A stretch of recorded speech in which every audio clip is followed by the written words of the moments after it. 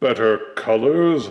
I'm not shocked at all. Hello, my baby! Hello, my honey! Hello, my ragtime gal! Suddenly you kissed my wife! Baby, my heart's on fire! Next up in our informal review of the Nemesis Bridge Crew set is Voyager Shockwave. This one's a curious edition, which uses the leader Siege Shockwave mold, but doesn't include any of the accessory pieces, which were used to bulk up the base Voyager figure, and allowed Hasbro to pretend it had a leader price point. This one came with no accessories. Unless you want to include the throne accessory, which they threw in with the rest of the set, but the figure itself was stripped of all of his siege pieces, and we're just supposed to be happy that it included the base figure. Anywho, this is the alt mode, which was supposed to be a kind of spaceship, but without the other pieces, it comes across as pretty lame. You can flip it upside down and pretend that it's the gun mode. Pew pew, pew pew, pew pew pew. The purple color is a bit lighter and more Generation 1 toy accurate, and the gunmetal gray has been replaced with a more pale flat gray. But the silver splattering of the siege line has been removed, making him look much cleaner. The light piping still works great on the bridge canopy, and he has all these same 5mm ports and tabs, so if you have a copy of Siege Shockwave, you can still use all the extra parts to deck him out in full spaceship mode. They put a 3mm port underneath that should be compatible with display stands, but then they put these spurs on either side of it so that no 3mm peg can reach it. Now that's smart planning. The transformation is the same as Siege Shockwave for the base figure, only less involved since all the parts forming is now gone. It was always the robot mode where Siege Shockwave stood out, which means Nemesis Crew Shockwave does just as well, and he looks good in his more purpley colors, with all the grungy splatters cleaned up. The lighter gray plastic does make it kind of stand out, but at least it doesn't distract. And all of Shockwave's iconic features are there to enjoy, from the Mr. Spock ears, the coffee table chest, and his energy backpack with connecting hose.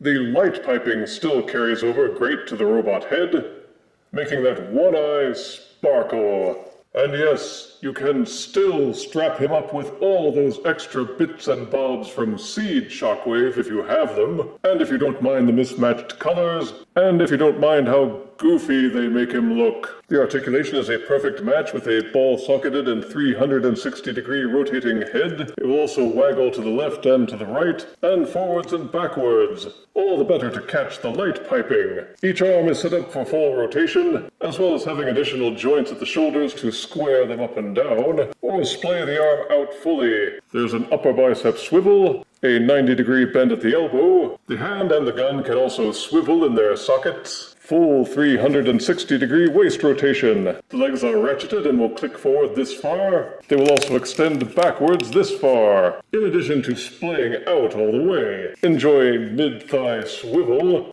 and ratcheted knees that will bend backwards 90 degrees. The feet won't tilt forwards or backwards, neither the front nor the heel spurs, but they did give you a slight ankle pivot, tilting to the left and to the right. So with care and caution, you can get excellent posing out of Shockwave, whether you want him to look action-y or scientific-y.